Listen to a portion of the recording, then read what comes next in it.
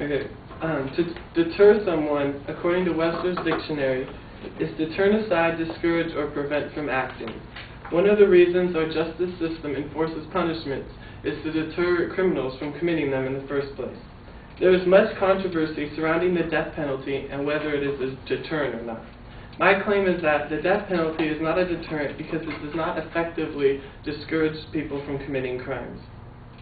Richard Dieter, a lawyer and executive director of the Death Penalty Information Center, conducted a survey of law enforcement officials to determine what changes would be most effective in lowering crime rates.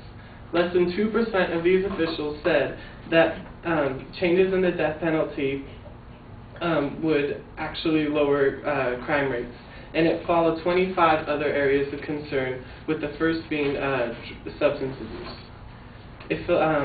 Capital punishment is not a deterrent if less than 2% of police chiefs believe that it is an effective tool to fight crime. Clarence Darrow, an author and famous defense lawyer, argues that capital punishment is not a deterrent because most murders occur without any previous forethought. He gives an example.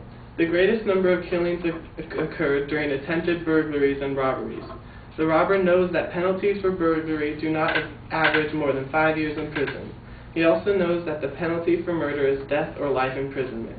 Faced with this alternative, what does the burglar do when he is detected and threatened with arrest? He shoots to kill. He deliberately takes the chance of death to save himself from a 5-year term in prison.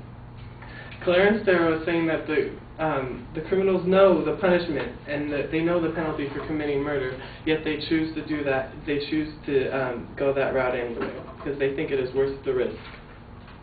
Robert Grant, an attorney and former judge who teaches American government at Augusta State University, talks about the death penalty in relation to the tragedy that occurred at Columbine High School on April 20th, 1999.